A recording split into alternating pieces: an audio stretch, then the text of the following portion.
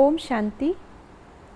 आज 22 जून 2025 है और आज का मम्मा का गुण है अनासक्त वृत्ति और डिटैचमेंट। मम्मा सबकी माँ होते हुए भी हमेशा न्यारी और प्यारी रहती थी। किसी एक के ऊपर मम्मा कभी फंसी नहीं, इसीलिए मम्मा सर्व की मनोकामनाएं पूर्ण करने वाली कामधेनु बन गई। तो ऐसे ही अनासक्त रहने के लिए, बेहद में रहने के लिए, डिटैच्ड रहने के लिए आइए सुनते हैं आज के बाबा के अव्यक्त इशारे।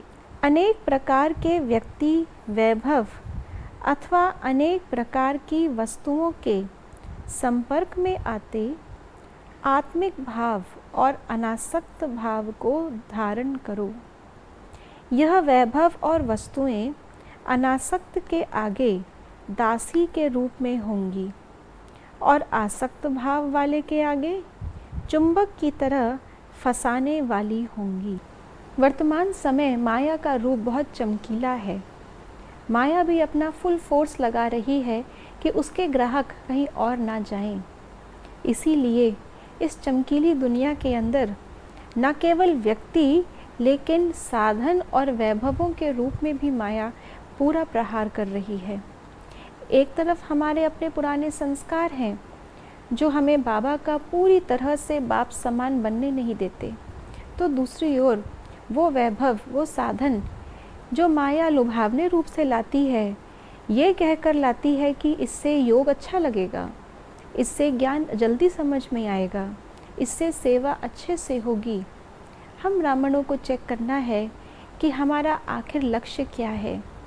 लक्ष्य के बीच में अगर कोई भी चीज़ बाधा बन रही है, वो रास्ता सुहावना लग रहा है, मंजिल दूर जा रही है, तो वो माया का छलावा है।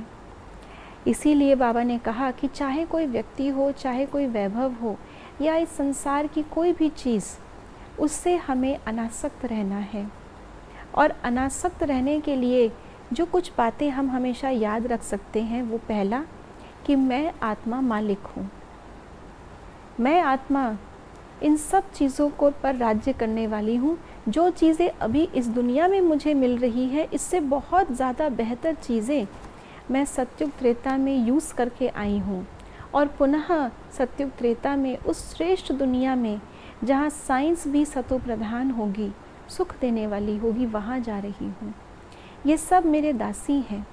प्रकृति जब दासी बन गई, माया भी हमारी दासी बन गई, तो अगर हम उनके प्रभाव में आ गए, खींचे चले गए, तो हम उन पर राज्य नहीं कर पाएंगे। दूसरा कि जो भी चीज़ कितनी भी अच्छी है, लेकिन कब तक है, वो सदा के लिए तो नहीं है।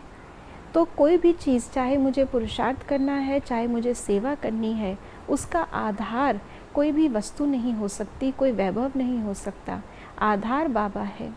जब ये बातें हमारे मन में रहेंगी तो सहज ही हम अंतर्मुखी होने के कारण अनासक्त रह सकते हैं और प्रकृति जीत, माया जीत बन सकते हैं। ओम शांति।